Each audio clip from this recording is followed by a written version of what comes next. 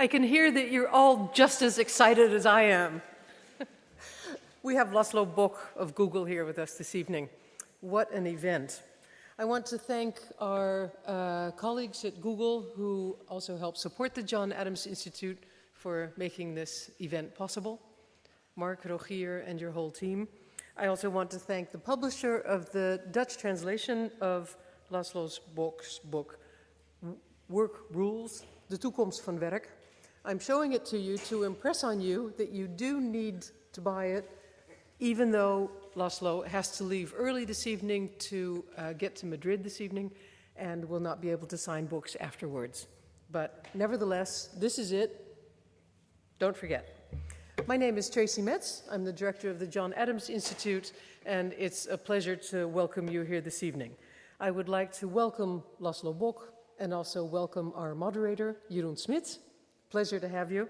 I would like to introduce you to the board members of the John Adams who are here this evening. We have with us David Vermeijs. David, where are you? Right there, okay. We have with us also the chairwoman of our board, Rut Oldenziel. Rut, welcome. Our treasurer, Pim Roest. Martine Bijkerk. And Karine van der Laan. I'm glad that you could all join us, and if you would like to know more about what the John Adams Institute does and how you can be part of this, then please don't hesitate to talk with them later this evening. As you know, the John Adams Institute is an independent podium for American culture in the Netherlands. We bring great minds from the US to share ideas and debate about developments that are taking place in our world. This evening with Laszlo Bock, who is the head of people operations at Google, is part of our technology series, because I really believe that what is happening in technological innovation is one of the driving forces of our world at this moment. And I'm sure you agree, because you probably wouldn't be here otherwise. Or maybe you just hate Google. Maybe you agree with the EU that Google is becoming too powerful and that it's time to bring them down a peg and get some of their turnover back for the sake of our privacy. Well, whatever you think of Google, there's no getting around it. And I think that's why we're all here and why we're really looking forward to hearing Laszlo Bock, and also to begin the introduction by our moderator this evening, well-known journalist, financial journalist. He actually went to business school, so he does know what he's talking about. Financial journalist and author and professor of journalism skills at the University of Groningen, Jeroen Smit.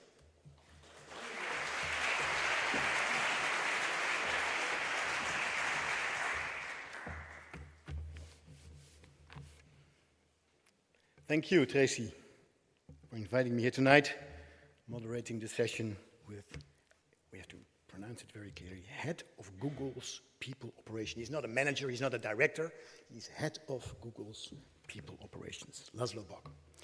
Ladies and gentlemen, I prepared this evening with mixed feelings. I'll try to explain them. It is an exciting and disturbing week for an old-fashioned newspaper journalist like me. The publisher, owner of the biggest, most influential Dutch newspaper, De Telegraaf, fired brusquely its, amongst his journalists, very popular editor-in-chief, Jules Paradijs. You all read about it, heard about it. We do not know exactly why yet, but the story is that Mr. Paradijs' enduring love for and focus on the physical paper frustrated its owners. Understandably, circulation of the Telegraaf halved in 10 years' time. The last 5 years, more than 50% of its advertisers' turnover moved online. This hurts. Bottom line results of TMG, the mother company listed on the stock market, are written in red ink. Its share price dropped 80% in 2 years. And I'm afraid within 5 years, we will have lost most of our daily newspapers as we've known them and loved them. Why? Well, we all know the answer. Thanks to technology, to internet. Thanks to the inevitable success of Google and Facebook and Twitter and many, many others. And of course, the 60,000 Googlers involved.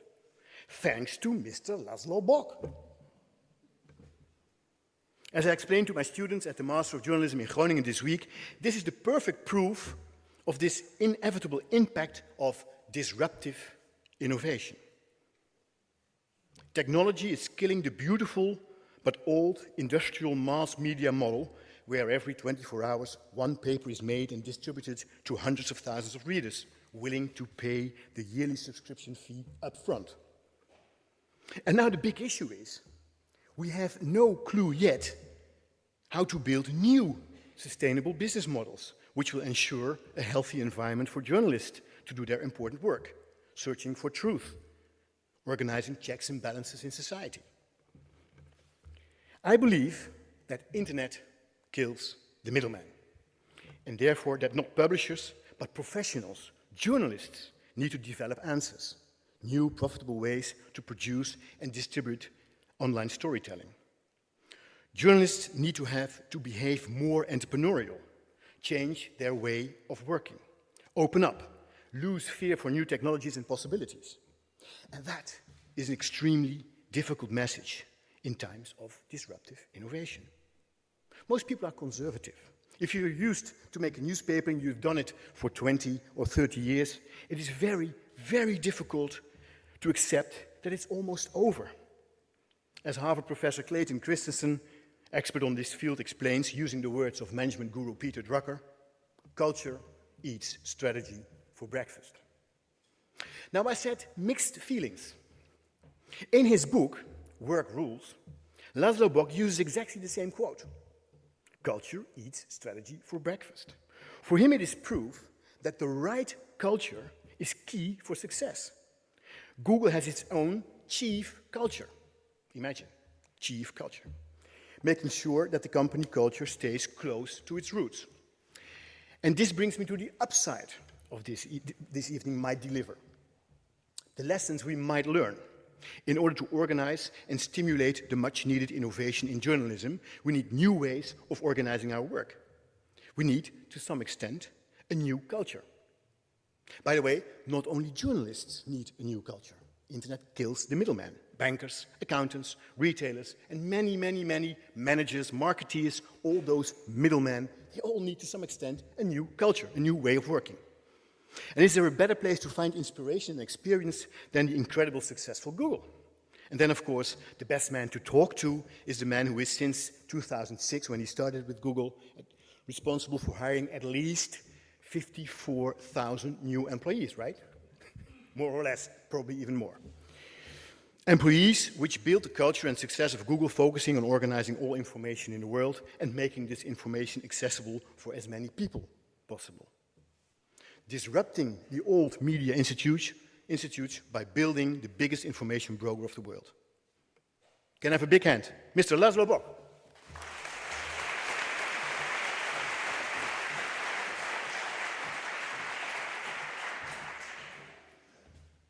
Good evening. Thanks, everybody, for coming this evening. I've never spoken from a pulpit before. I feel like I should be talking about something a little more profound than work and business. And I admit I'm a little disappointed because once I got here, I thought I'd get to speak from that pulpit.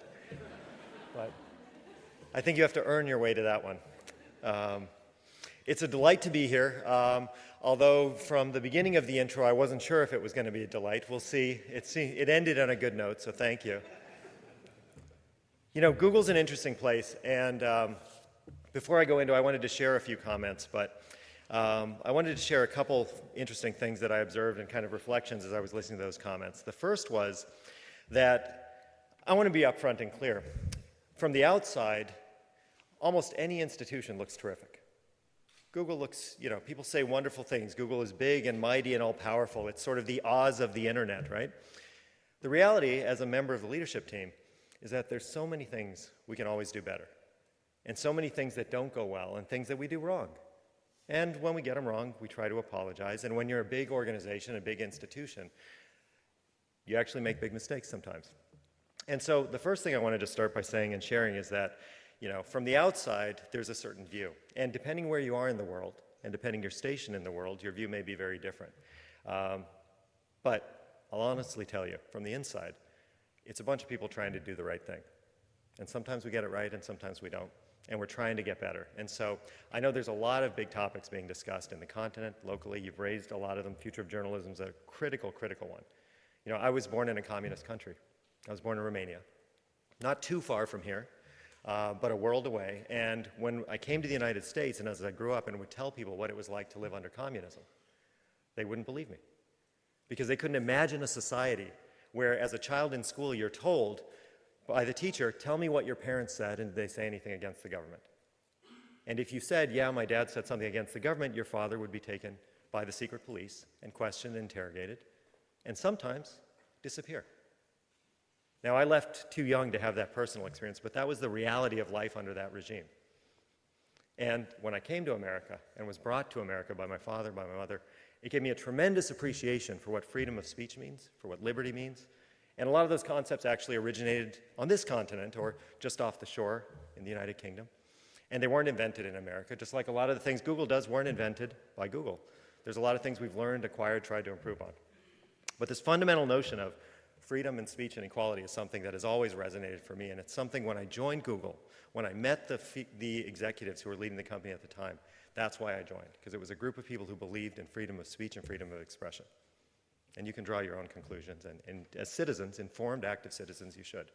So that's one thing I want to start from. The other thing is, I want to share something that I have in my office. So in my office, this was the first sort of memento, the first tchotchke I accumulated. I have a small frame. It's not a fancy one. It's somebody bought it for $5 at a store. Little black frame, and inside it is a note card. And on that note card is printed the complete works of William Shakespeare, available free online. And when I joined Google, one of the first things I did, we were scanning books that were out of copyright, because we wanted to make all the world's information, we wanted to organize it and make it accessible. And so there were people, hundreds of people standing all day scanning books, scanning every page of things that were out of copyright. And a few years later, we put all the books online, and the terms of service we set up were that anyone could use them. So Amazon very cleverly built a product called a Kindle and put all of our books that Google scanned, not our books, the world's books, and put them on the Kindle and launched the Kindle with a tremendous back catalog, and they built a great business out of it. And I'm delighted they did. But they started with the books that Google scanned and said, do with it what you will. And I'm not saying Google's all altruism. I'm not saying Google's a nonprofit. Google's a business. But what better gift could you give somebody anywhere in the world if you're trying to understand the human condition or the English language or psychology or any of these things than access to the complete works of William Shakespeare, free and online? So I thought it worth sharing given some of the comments and worth discussing and debating. Because as with anything, the way you get to truth is dialectic, right? This is Hegel. Thesis, antithesis, you come together, you have synthesis, and that's how you get to truth. And hopefully we'll get a little closer tonight, wherever we land. But I want to talk for just a few minutes about the book. So I wrote this book, and it was kind of a weird thing. The reason I wrote the book is related to what I've just shared. I realized, I don't know, what is the standard work week here in the Netherlands? How many hours is sort of statutory? Can someone help me? Someone? 40? Sorry? 35? I hear 40. It's like an auction. 35, 40. Do I hear 45? How many hours do people actually work? Do most people actually leave after 35 hours? Is that it? That's amazing. Okay, then don't worry about the book. You're fine. You don't have any problems. In the United States, in most countries, we have a 40-hour work week. People work more than that.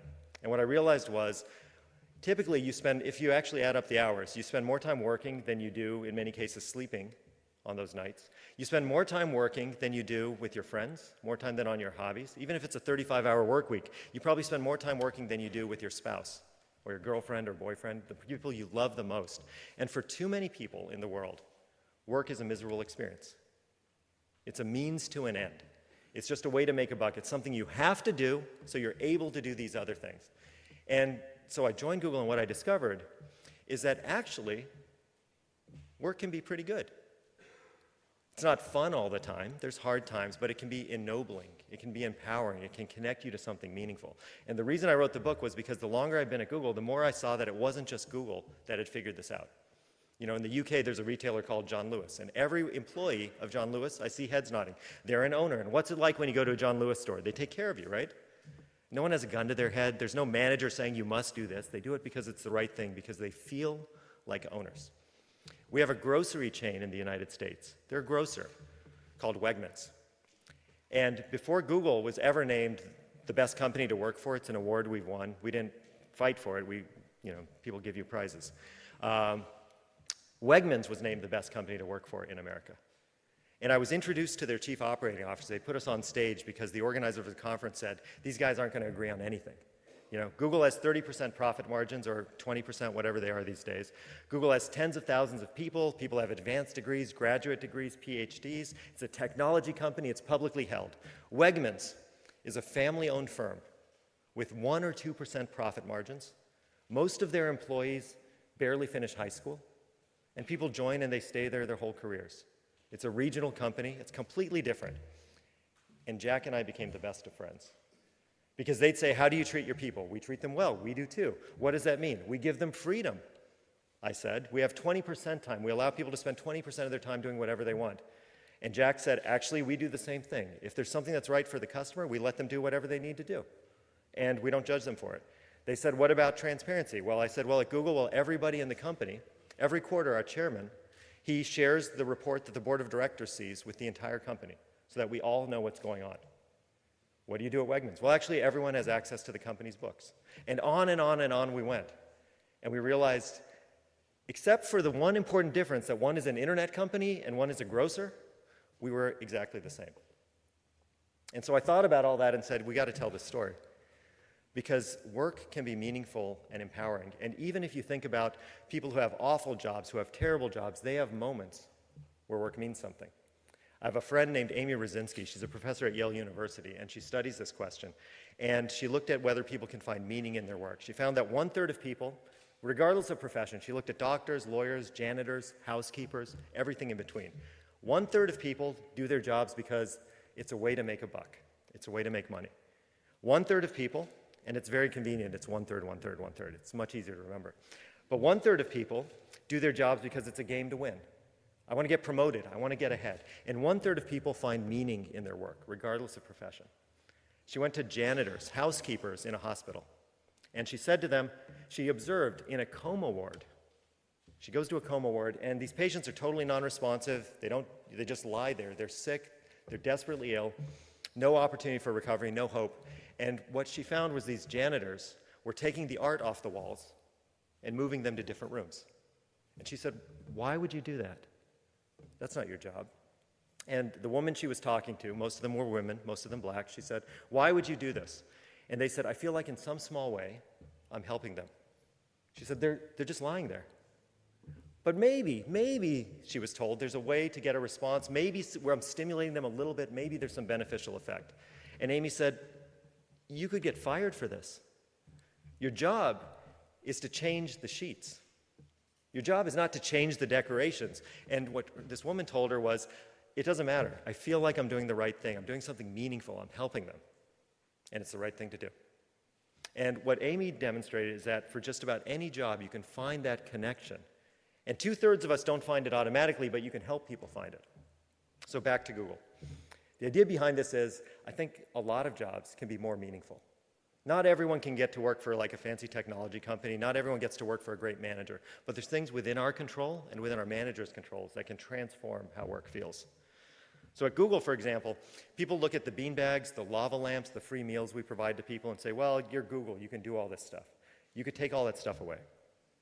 There's 3 things that drive what we do at Google, that makes people happy to be there, that makes the place work. A mission that is meaningful, organize the world's information. You can agree or disagree with it. But what our employees tell us is that they're there because they feel like they're doing some good for the world. You can debate whether it's good or not, but that's how they feel, right? And you see that again and again in a variety of professions, and Amy's work shows that.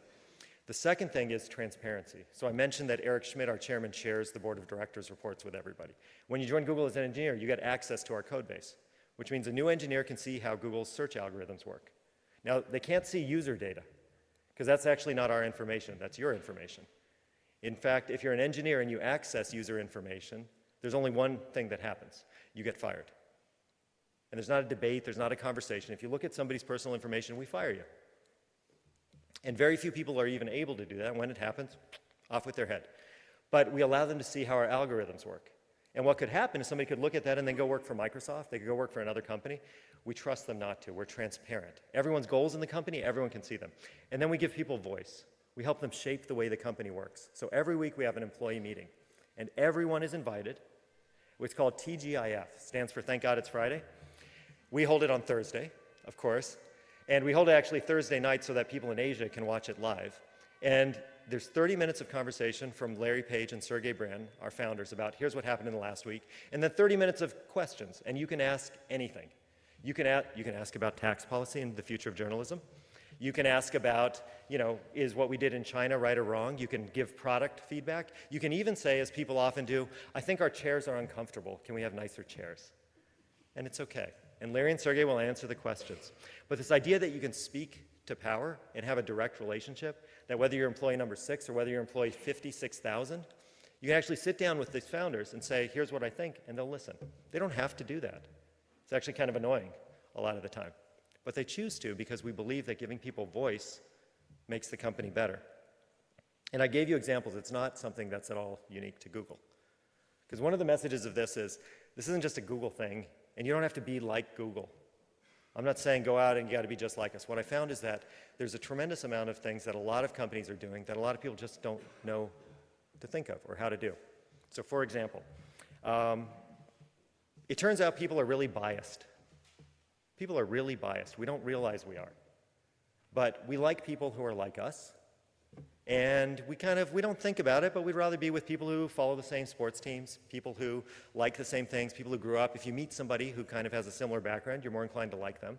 That's okay. It's the way we are. It turns out that little tiny bit of bias that every single one of us has, whatever color, skin we have, whatever religion we have, we all have biases. It actually changes the way people hire people and interview people, and that's why you see things like women being paid less than men in a lot of companies. It's why you see companies having diversity statistics that don't look good. There's other kinds of bias too. When you're evaluating someone's performance, there's something called recency bias. If we just had a great meeting, and I'm supposed to give you your performance rating, well, I'm going to think you were fantastic, even though I'm supposed to be evaluating you for the last 6 months. So we try to eliminate those kinds of things at Google. So when we do performance ratings, there's a little handout that everyone gets. It's very sophisticated. It's a piece of paper.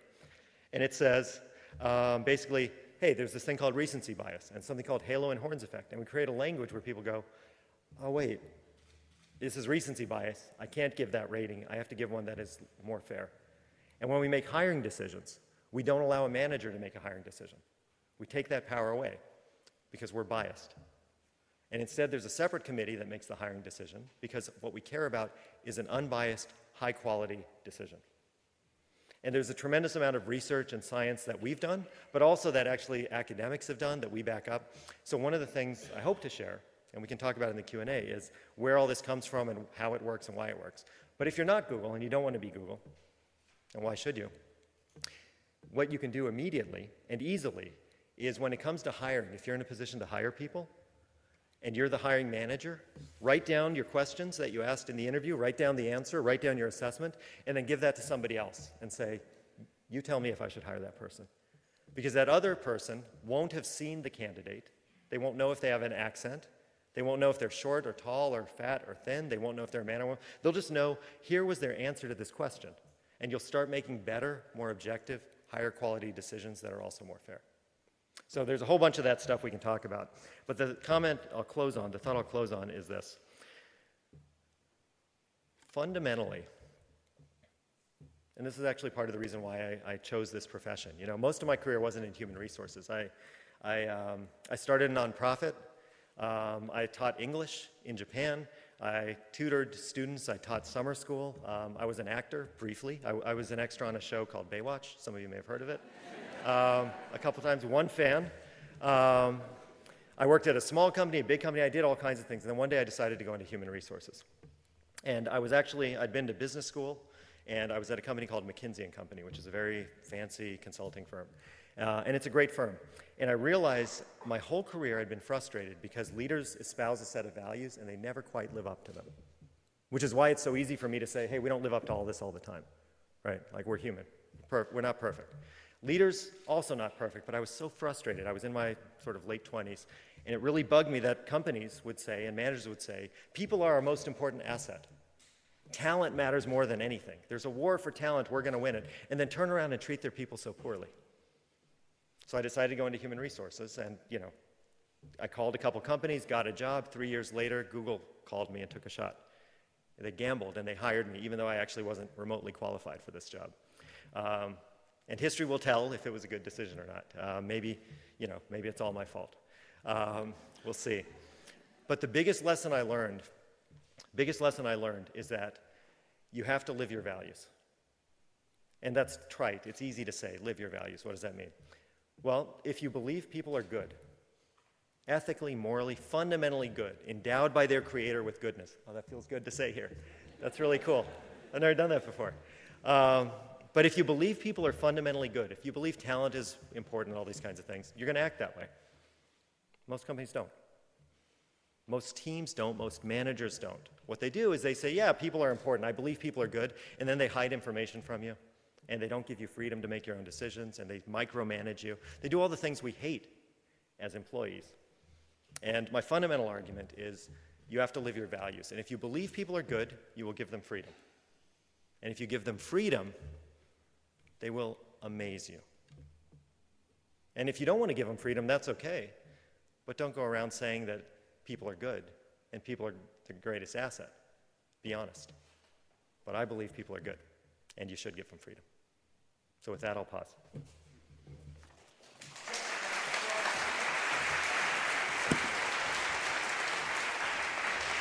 Well, the two of us looked at the setup and we decided we're going to stand. So we're going to move this and you are going to stand up here, Laszlo, so we can all see you. So that's better. A little bit of water. Well, first of all, I'll be standing over here. Ladies and gentlemen, if you have a question during this conversation, please raise your hand. Your questions are more important than mine. I'm just the moderator, right? If you're going to stand here, I'm not standing. I'm going to feel like I'm on the witness stand. No, but you need to. Not, no. We want to see you. We can see you. You can see me, right? You can see me fine. Well, it's very. Unless you come up here with me. Okay. No, it's too small. We'll stay here. It's too small. Okay, Laszlo, like I trust you. You're good. You're good. You're 10 okay. foot by 10 foot. It's too small. First of all, Laszlo, I'm very glad to see you this evening, as you call it yourself, dressed up like a grown-up. I got it. Typically, I wear jeans and a T-shirt to work, but I was both coming to Europe and coming here, so and then I was disappointed to find out. I went to our office today in Amsterdam, and everyone's wearing jeans. So I could have worn jeans today. So yes, yeah, you could have. I decided I didn't know what to wear, but I was afraid that I was because you hate suits, right? Yeah. In your book, there's an example of a guy, and he's applying for a job, and he just bought a new suit, and he hopes to impress you, and then you make clear to the person, you tell him, listen, I will hire you. That's the good news. But the bad news is you wasted a lot of money on the suit because you're never ever going to wear it again. That's true. Just explain to us, this audience, what is this thing about wearing T-shirts all the time? Why? Oh, well, first of all, I think there's a couple reasons. T-shirts are really comfortable. They're soft. They're warm. They're cozy. You can have nice graphics on them. Here's the thing. Why should it matter what you wear to work? Why should it matter? Who cares what you wear to work? So Google has this thing called 10 things we believe to be true, and one of them is you can be serious without a suit. Why? I'm the same person saying the same things. Actually, there's one of my teams, what they do is once a month they dress up in suits. And I will say they look good. They look really good. Yeah? But the quality of their work is no different. So when do you wear a suit then? Or jacket? No. So I've testified before our Congress in the United States. I wear a suit when that happens. You compromise then? Pardon me? You compromise, absolutely. Yeah. Well, it's a sign of respect. And there's a certain decorum associated with that. A sign of respect. Okay. Now let's be very clear on this. I feel like I just walked into a trap. No. Yeah. Okay. Yeah. You really did write this book yourself. Yes. True? Yeah, every word. Every word. So we were talking about this over dinner. It feels like if you don't write it, you actually shouldn't have your name on the cover. Yeah, but Eric Schmidt didn't write his own book. I don't know about that. Sorry? You have to ask Eric about his book. Of course. We know, but it makes sense to hire a ghostwriter because you're so incredibly busy running the company. Well, what I will say is my family actually sacrificed for this. So the way I wrote it was, I had a plan to try to do a draft of each chapter a week. So, 14 or 15 chapters. So for 14 or 15 straight weekends, 7 a.m. Saturday morning, sit down at the computer, and I'd get up at 10 o'clock at night. And the silver lining was I was still in my pajamas, so it was easy to go back to bed. But then the next day, did it again, and you just power through it. And actually... Did you enjoy it? Actually, almost all of it. Almost all of it. What part did you not enjoy writing? Well, as you know, Professor, what I discovered is when your thinking is not clear, it's really hard to write well. Mm-hmm. And there were some sections of the book, like there's 3 chapters on staffing and recruiting and how to hire well. And that's like a fundamental thing, because I believe that if you get that right, a lot of the other problems you have in organizations take care of themselves, right? But there were other chapters, like there's a chapter on learning, and I hadn't thought about it as much. And, I really struggled to sort of figure out what is the essence of the idea there that I'm trying to get across. Mm-hmm. Okay, so you already made a joke. I would have loved to stand over there. And you tend to behave, also the way you stood over here, actually, was quite convincing. But you behave a bit like an... I was on Baywatch, so... Yeah. Anybody recognize this guy from Baywatch? Yeah. We do recognize other faces. Thank you. Oh, there's Thank you, somebody Thank you, ma'am. Was it any good? Was it any good? Excellent, excellent. You did an excellent job. You could have been an actor. No, but are you an evangelist in some sense? Are you trying to spread the word? Is that the reason why you wrote the book? A little bit, but only in the following sense. So Google's not making money off this. I'm not either. Any money I take in, I'm giving to charity. I'm giving it to a number of charities related to giving kids access to better education. So I can give you the names. Thank you. But the reason I have my job, the thing that gets me out at work on those days when it just sucks, and I'm getting yelled at and beat up, and it just doesn't feel good, and I feel like I'm failing, is I really believe work can be better. Work can be better. Yeah. So that's... Okay, let's get to this miserable experience called work. Mm-hmm. Yesterday in the news in the Netherlands, for the first time in Dutch history, over half of the people not being able to work, it totals to over 415,000, over half, and benefiting from Social Security, obviously. Wait, sorry, I missed. Yeah, sorry. So 415, 45% there's 820,000 people which cannot work. Cannot work. Not able to work, because physically or mentally ill. Okay, out of 16 million population. Right? Out of 16 million, but still, okay. that's a lot of people. No, and for the first time, and the news yesterday was that for the first time in Dutch history, more than half of them is not physically ill, but mentally ill. Is suffering from some sort of mental illness. So that's over 415,000 employees, human beings with capabilities and talents, which suffer from mental illnesses and are not capable of working. And our government states several causes: bad leadership, too much pressure, unfulfilling jobs, temporary contracting, creating uncertainty. So you already mentioned it, this miserable experience called a job. What is going wrong in this beginning of the 21st century? Just a general notion. What is going wrong? Wasting so much talent and energy. Well, I think what's going wrong is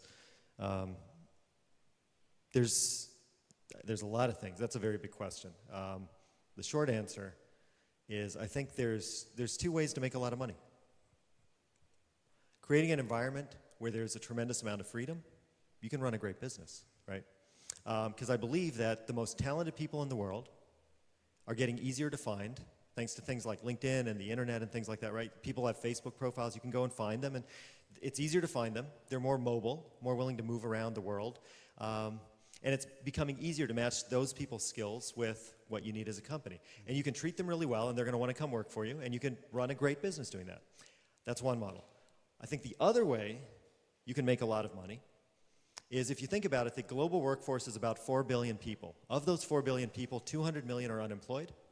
200 million are underemployed, meaning they're in jobs that don't make full use of their resources. And the reality is probably worse than those statistics. I think those statistics are optimistic.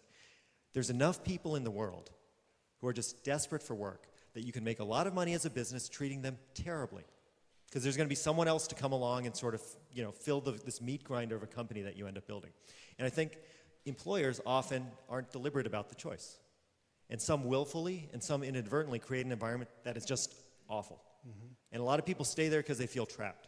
and they feel like they don't have options because the job matching system in most economies is pretty badly broken.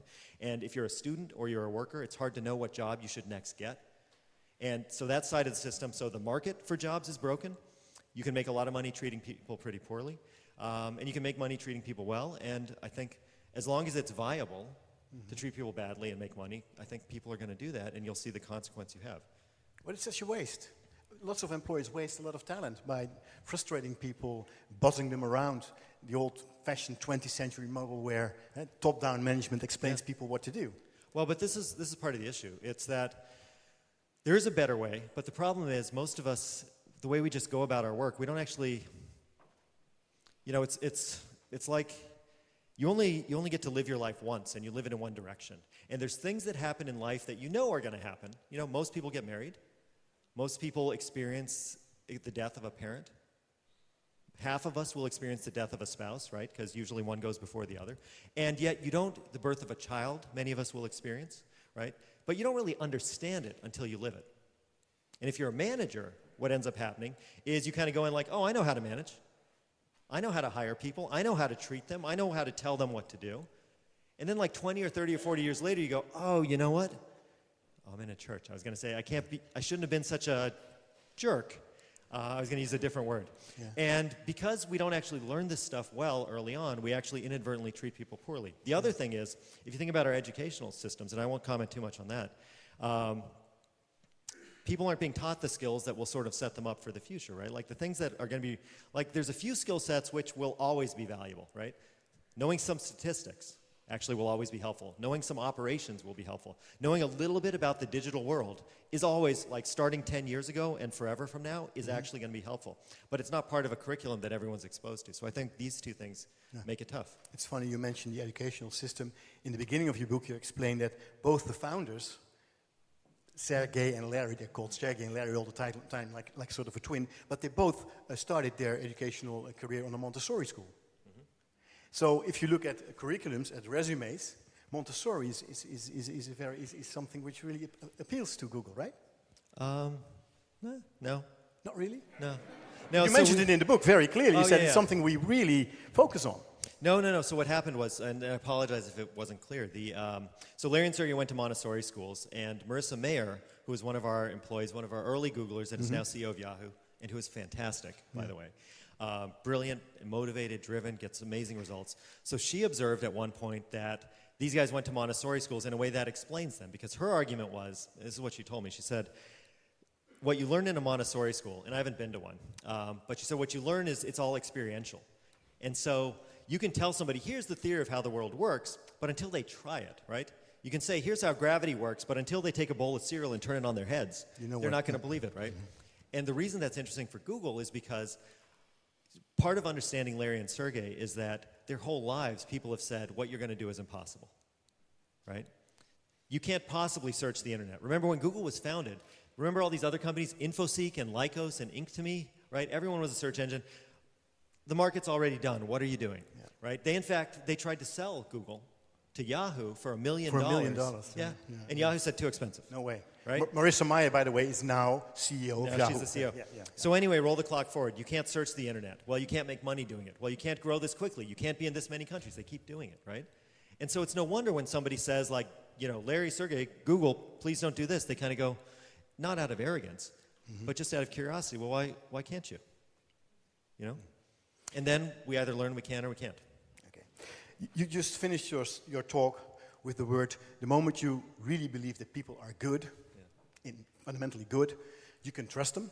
And the moment you can trust them, you can give them total freedom. These are two big words. Total freedom.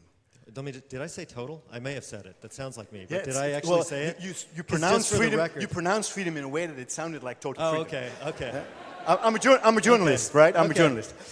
So anyway, I just want to understand what game we're playing, so I know the rules. Okay. Let's get back to. I said total freedom. Got it. You said freedom. Okay. It's fine. But these are big words. So what I'm trying to, especially in an American perspective, where competition rules, fighting, competing each other, trying to fight the other. So total freedom, is it really total freedom in Google, within Google? Is it really the way you experience it?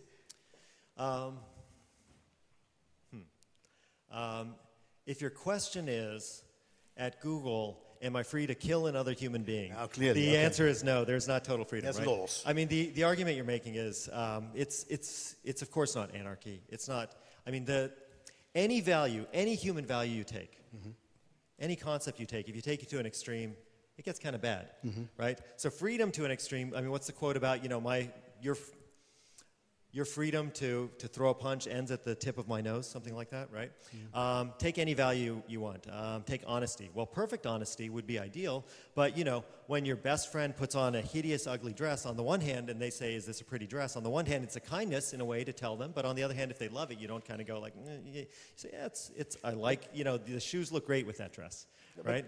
So that's how we like human beings get along. So it's not perfect freedom, but there's a tremendous amount, because there's a sense that people will generally do the right thing. Okay. The reason what I do understand is the moment you have the same calling or goal as a person, as an individual and as a company, if it is aligned, it's easy to give that freedom. But of course, you need to check all the time if the individual goals are still aligned with the company goals. Yeah. I met Marissa Meyer 4 years ago at the Google campus and discussed it with her. And then she said, yes, our task is to communicate, over-communicate. We have to engage them, make sure you really want everybody to know what the plan is and how they can influence it. She added to it, but it sounded pretty top-down, like a gospel. Keep on repeating, don't forget, this is our goal, this should be your goal, and then we can give you total freedom. That's interesting. Well, I wasn't there for that conversation, so I don't know. I don't know there may have been something to it. Here's how it works now, and here's how it works as long as I've been there. So we have a goal setting system called Objectives and Key Results, and the details are in the book if you're interested. But basically, Larry sets goals for the company that are annual goals, and he sets goals every quarter, every 3 months. And everyone else in the company sets goals. And what's interesting is, so I was at General Electric, and the goal setting process was as follows. At the beginning of the year, you start thinking about what your goals are, and or at the corporate level, and then you have a series of meetings leading up to the official goal setting meeting, and then those are set, and then you start cascading those throughout the organization. And just as you're about done cascading those throughout the organization, it's time to start the goal setting process again. At Google, we don't do that. What we do is, Larry has the company goals, I set my goals, my team sets their goals. It all happens at the same time. But they're all visible to everybody else. And because of that, I can say, oh, here's what Larry's doing, here's what I'm doing. Oh, it's a little out of step, but it's okay. Or it's a little out of step, and this one, it doesn't make sense, so I shift my goals. So over 2 or 3 quarters, you get very tight alignment of the goals without having to tell people, here's the answer. The other thing that's significant... Wait. Oh. I have to understand that. When Larry sets his goals, everybody listens. Yeah. And the moment I have to describe my own goal, I listen to the boss, and I want to follow the boss. Well, yes and no. Yes. That's an element. That's not a lot of freedom then. Well, but, I mean, let me pick an example close to home. Larry never... So, a lot of things we do on the people side, the reason we do things a certain way is because we've done a lot of research and analysis and testing to prove that it works. So for example, we changed our performance management system from the way it was. We used to have, for example, 41 points on a rating scale, right? So you'd get a 1.0 or a 1.1 or a 1.2 or a 1.3. Now we have 5 categories. And the way we decided to change it was we ran an experiment. So we had the company running, 40,000 people at the time running on one system.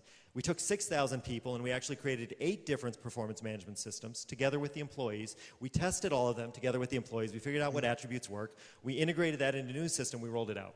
So I have a people analytics team that helped do that, and great people in a bunch of jobs. And Larry never told me to build a people analytics team. He never told me to work on the performance management system. Okay. They're just things that I think are the right thing to do. Okay. So, reading your book, it struck me.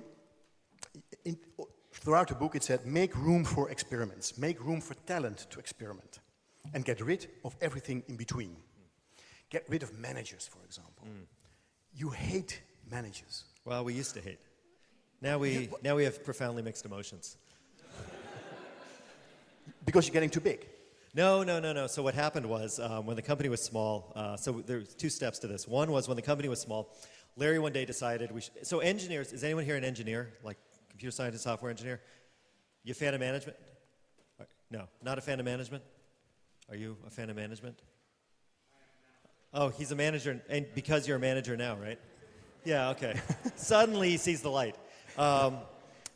Engineers typically don't like managers because most managers aren't technically deep on whatever they're working on, and they view them as sort of this Dilbertian kind of person who's just going to cause me problems and slow me down. And so Larry said, why don't we have no managers? And he eliminated the jobs. He didn't fire anybody. He said everyone just reports to our head of engineering. And after about 2 weeks, he reversed it because actually people want some guidance, and it was anarchy, and it was kind of a big mess. Larry learning a lesson. Yeah, well, by trying it, right? By doing. And, you know, the issue was, like, suddenly all these expense reports come in, and you have to process a nightmare. So years later, this was before I joined. After I had joined, we had the same complaint. The engineers said managers don't matter. But by then, we had 5,000 or 6,000 people, and it would have been a big thing to remove all the managers. So we studied it. And long story short, what we found was managers matter tremendously. And when somebody who is a bad performer or a medium performer moves to a team with a great manager, their performance gets much, much better. And if somebody who's a good performer moves to a team with a lousy manager, their performance gets worse. So the manager actually influences. So we figured out here's the 8 things managers do that are good, 3 that are bad. We turned it into a survey that employees take every 6 months that gives their manager feedback. And every year managers get better. We went from managers being, on average, from teams saying they were 53% favorable about their managers, so 53% happy to 83% happy over 3 years just by doing the survey. But I have to quote you from the book now. You said the problem with managers is from the book. Yeah. They try to become more powerful all the time. That's right. That's what we have to get rid of. We don't want people which try to become more powerful now all the time. Now I understand. Yeah, the difference is, so managers have their uses. I myself am a manager. But the problem with management as a structure is there's a power dynamic between the manager and the employee.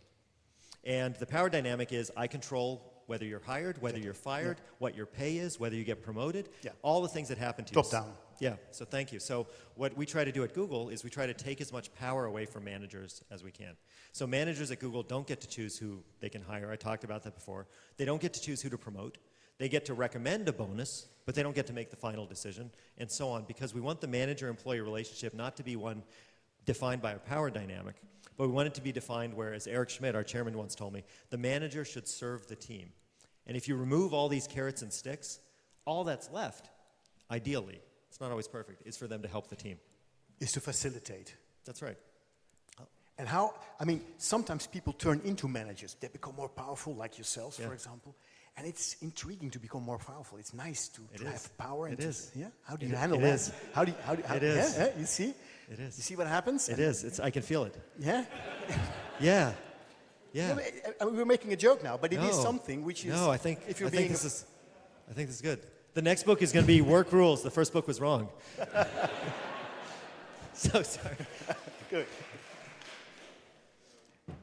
What I'm trying to get across is this point where sorry if you're 26 wearing a T-shirt, Yeah. this might appeal to you. Yeah. This philosophy. No. And then you become more successful and you have a mortgage and you sort of, you start to behave like a manager sort of automatically.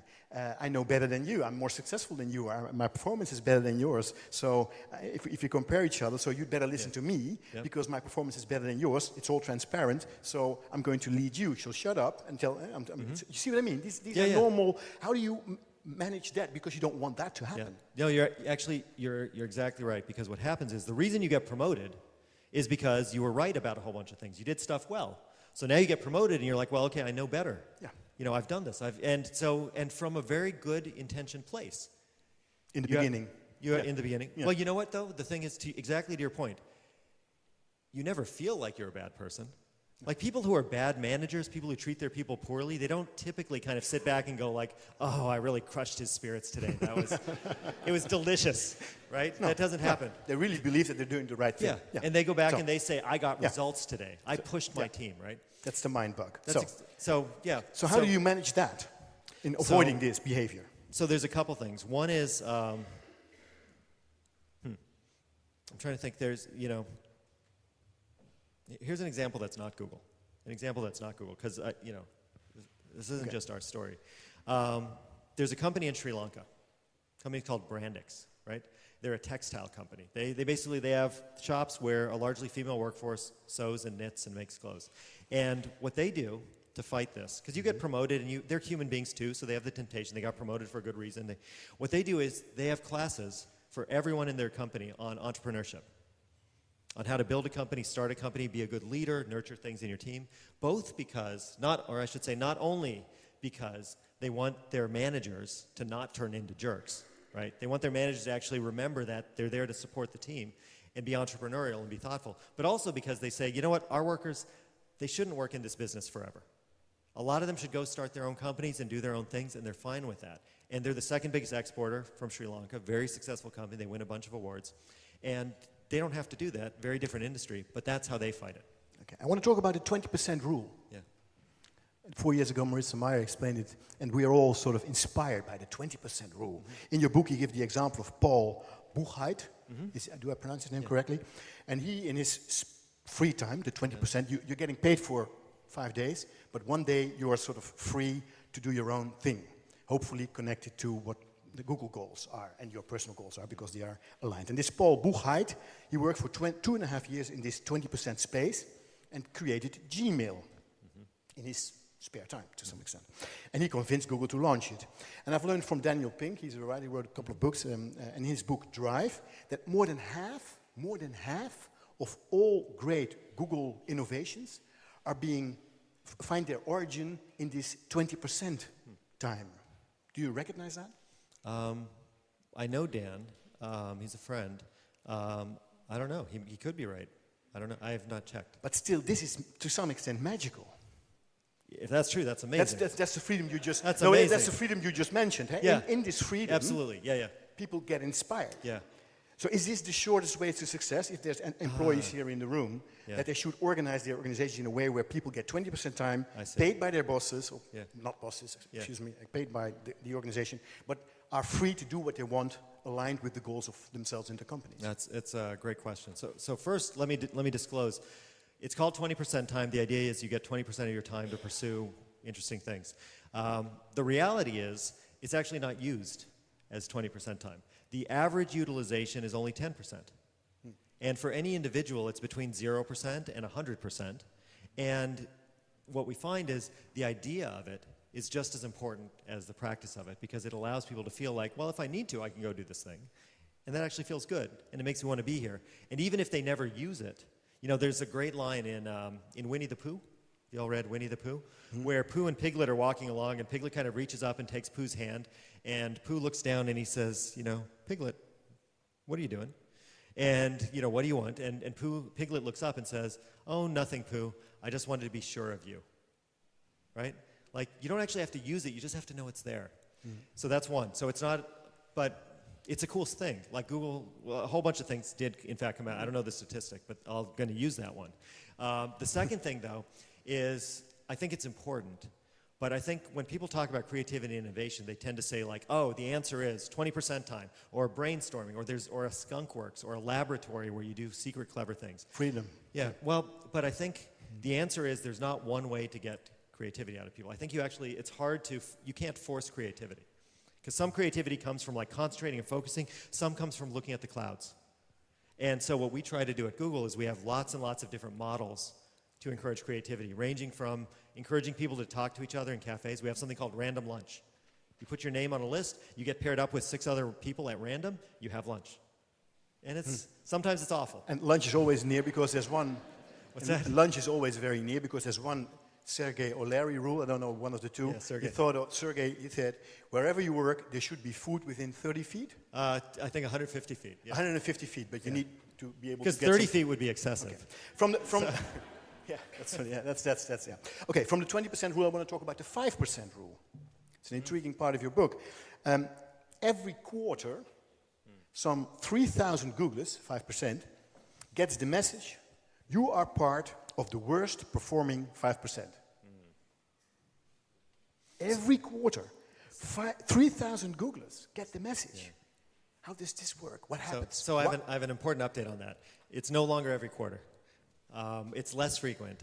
So importantly, yeah, we actually do that. But it's not part of performance management. Because one of the things that not only do I believe and we do, but the academic research supports is that when you pair a development message with a consequence like pay or firing, the ability to learn shuts down. There was a professor at Harvard named Chris Argyris, and he looked at Harvard Business School graduates, and what he found was 10 years after Harvard Business School, their careers flatten out. And the reason is, and these are people who went to the best high schools, the best colleges, worked at great companies, went to Harvard Business School, this amazing place that rejected me. And actually, they rejected me for law school and undergrad as well. But I'm okay. Thank you for sharing. Yeah, I don't, it doesn't bother me at all. And they flatten out. And what happens is people who are very, very successful don't experience failure very often. And so when they fail, their ability to learn shuts down. They commit something called the fundamental attribution error, which is if I'm successful, it's because I'm a genius. And if I failed, it's your fault. Or the market moved. And so one of the things we do is we go to these folks, and now we do it twice a year typically, bottom 5%, and you might be a good performer. Like if we're all on one team, if we have 20 people on a team, there's somebody who's the worst person on that team, even if everyone on that team is better than the others. It doesn't affect your performance rating. It doesn't affect your bonus. We go to them and say, you're in the bottom 5%, can I help you get better? 30% of the time they get better. It's tough. Oh, it sucks. It's like a terrible thing to hear.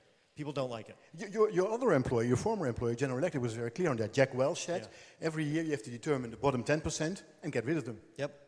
But so what we find is, so there was a consequence there, right? And there's a brilliant article that was in Vanity Fair about companies that use stack ranking where they force a bottom 10 or 20%.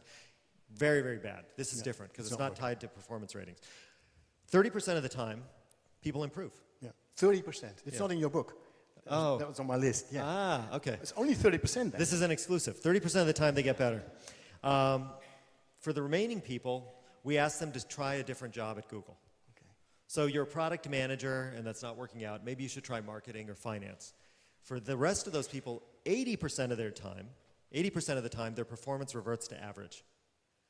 And that doesn't sound great, but if you're like, number 19 out of 20, and now you're number 10 out of 20, that's huge. That's huge. Because the reality is we're actually not good at figuring out what job we should be in, right? You apply to a company, you get a job. You don't know every job and how it all works. And the rest of the people we fire. Okay. But actually, it's important to do that too. Okay. And then our regular performance management system, we fire people too, because we make mistakes in hiring sometimes too. The importance of diversity. Your questions, if you have questions, please raise your hands. Let's talk about diversity.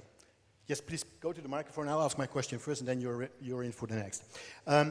You stress the importance, in order to avoid groupthink and tunnel vision, of diversity. 6 months ago, Apple and Facebook started offering to freeze the eggs of young women. You read about it? You heard about it? Oh, freeze the eggs, yeah.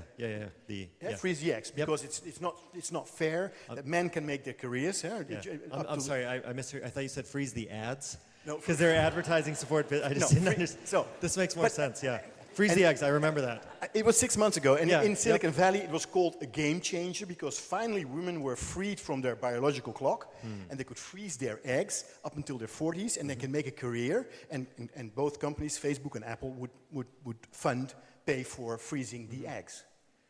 Why is Google not on this small list? There's a few reasons. One is that, we lost the question. Oh, the gentleman sat down there.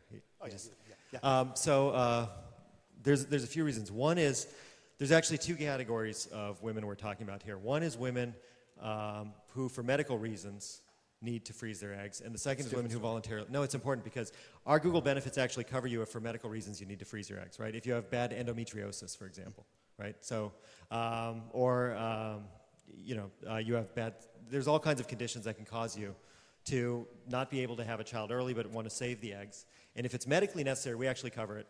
And I think we pay up to $20,000 in the fees, which actually I think is the same as Facebook. For voluntary, if a woman just says, like, I just want to keep my options open, I'm going to freeze some eggs, that we don't pay for. There's a couple reasons why. One is that the science of the viability of egg freezing actually isn't that robust. You tend to extract a lot of eggs. They actually don't all get preserved that well, so it's a little shaky.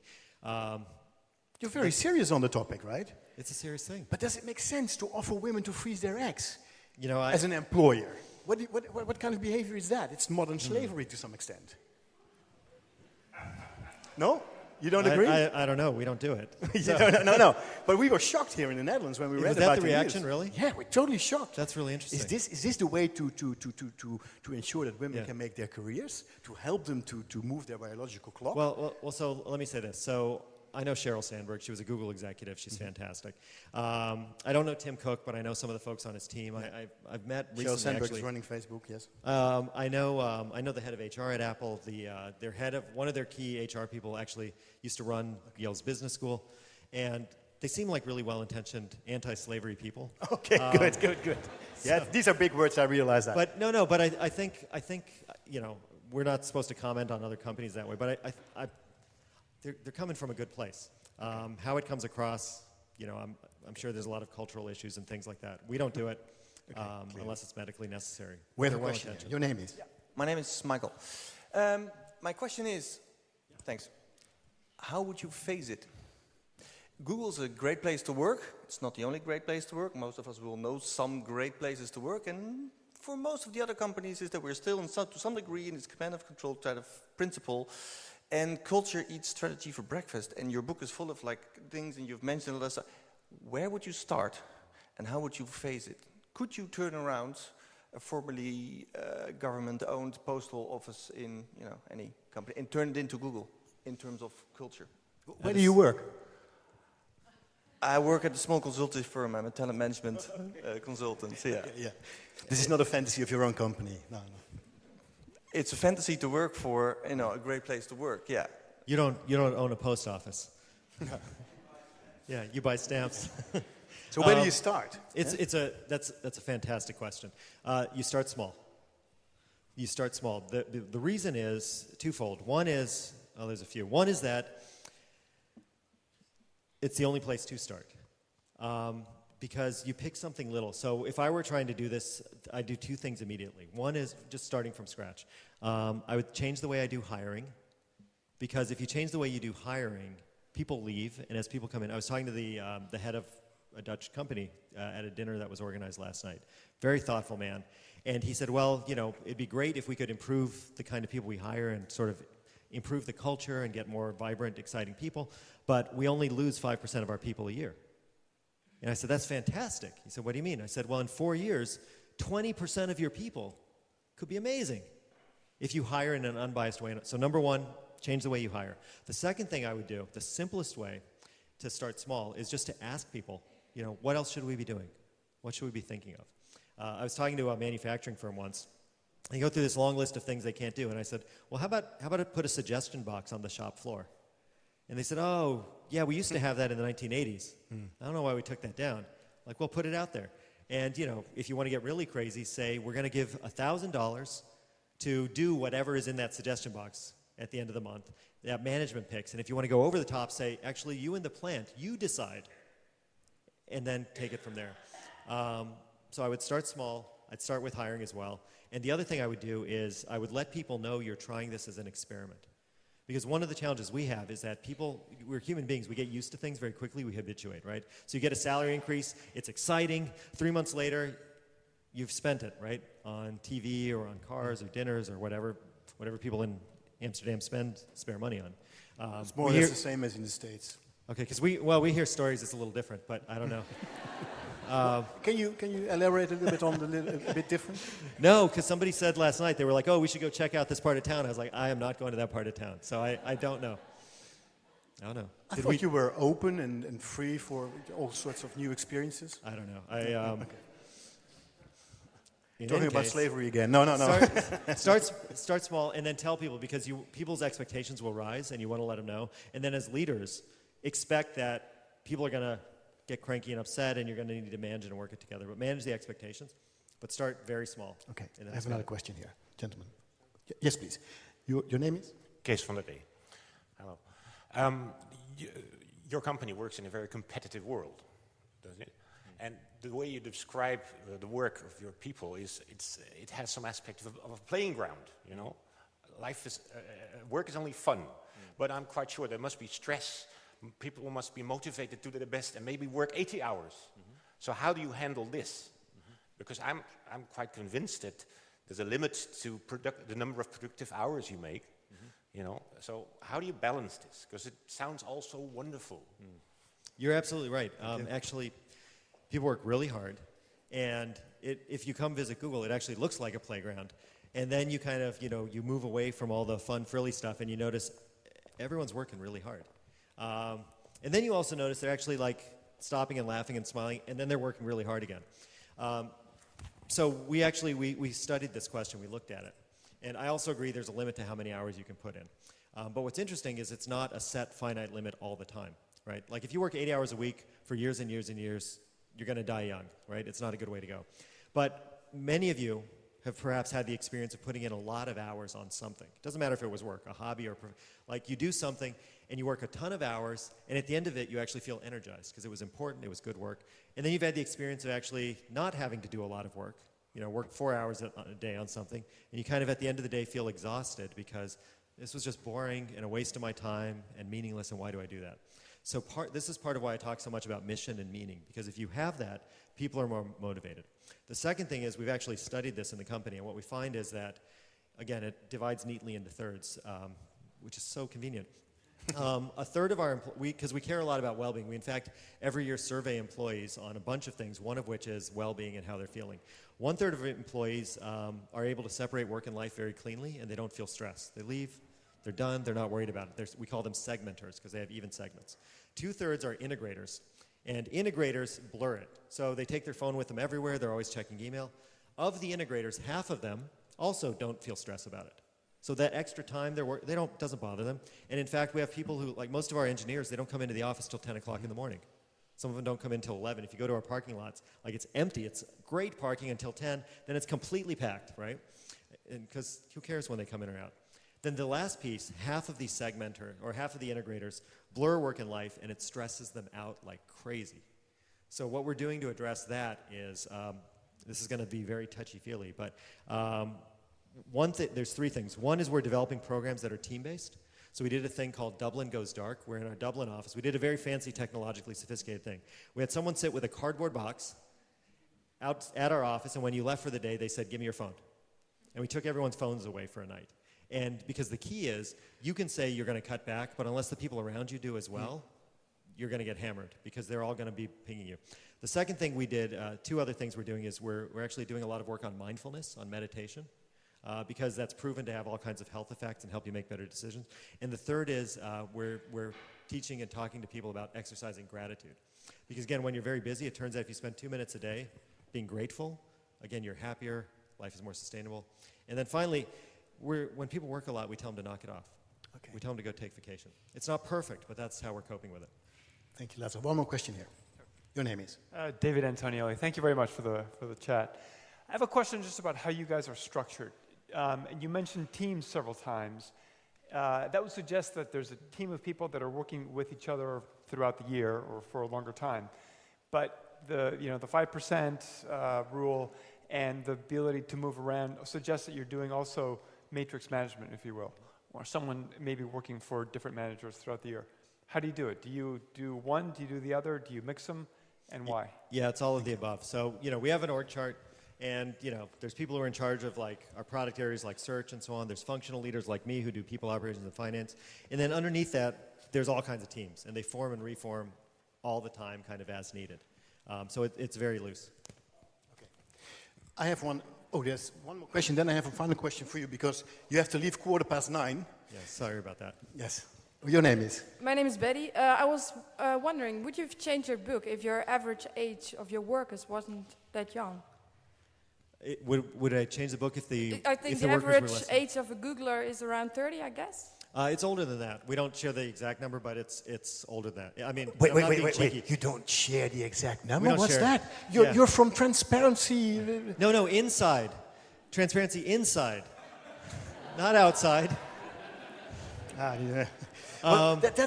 Yeah. Why don't you share? Why don't you share this number? Well, the reason is the big reason is privacy. Once you start sharing information with Wall Street, you have to share it always, and we don't want to have to give. The big thing is we don't want to give forward-looking guidance because then you're always chasing your stock price. We would just want to run our business for the long term, and so we actually share as little as possible. On your question, I don't think so, because people will look at millennials and say, oh, 20-year-olds, they're different, they want all these things. 20-year-olds, millennials, they're more connected, and they have more technology, and they're more vocal. But, I'm 42. If I think about what I wanted when I was 20, I actually wanted the same things they asked for. A meaningful job, I want some voice, I want to be recognized, I want to enjoy it. And if I ask my dad, what did he want when he was 20, he says, well, number one, I wanted to be out of Romania. And then he says, number two, I wanted freedom and ability to do. So I believe deeply that the kind of stuff I'm talking about is something that actually everybody would want. And our oldest employee is over 80 years old. Okay. We've got plenty of people in their 60s. Not everyone, but it would be very similar. One final question. Sometimes, to be very honest with you, reading your book, this feeling arises. There's Googlers, and there's the rest of the world. It's very, sometimes too much, like I'm going to use again a word you'll be frightened of, but like a sect almost.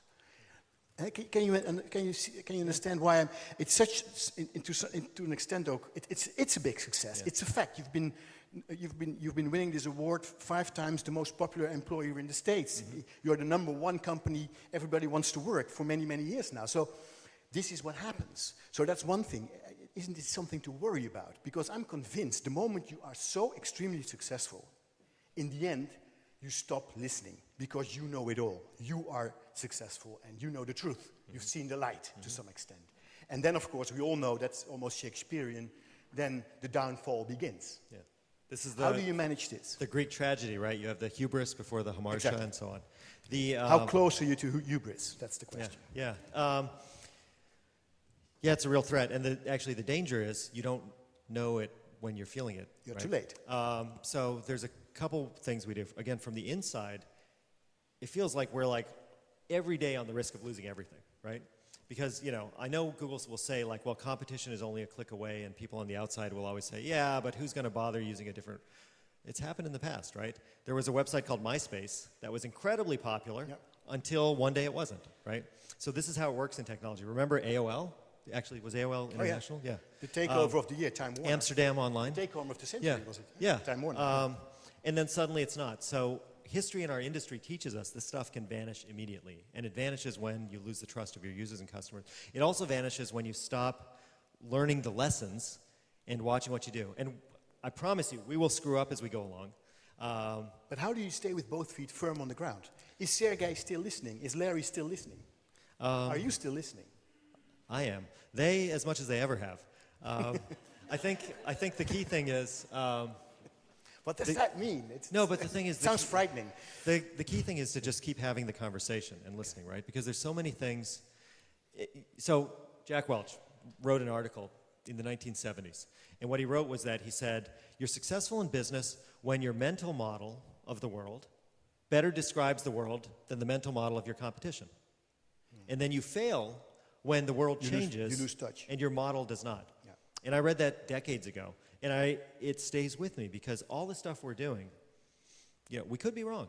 And that's part of why we try to apply so much science on the people side, to really prove it, because what we believe, our gut tells us, I'm great at interviewing and I'm completely unbiased. And I'm the head of people operations. I've interviewed hundreds, maybe thousands of people. I think I'm great at interviewing. The science says I'm average. I'm going to go with the science. Okay. You have to catch your plane. Yeah. It is your plane, but you have only one time slot. Actually, it is not my plane. It's the Google plane. Actually, it's not even the Google plane. So one of the very nice perks of working with people who are billionaires is they have planes. And they're kind enough sometimes to allow you to borrow them. Can I have a big hand, big applause? Laszlo Bock.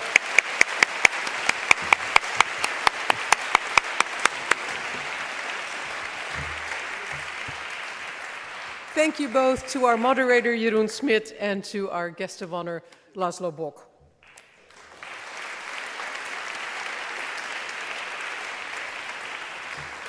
Please join us on next week, on May 28th, at our next event with Jerome Carabel and Alexander Renoy-Kahn on the admissions policies of elite universities in the US, speaking of sects. And talking about the comparison between the US and the Dutch approach to policies. Follow us on Twitter and on Facebook. Tomorrow morning you can read Jeroen's introduction on our website, john-adams.nl. Thank you for joining us and see you very soon.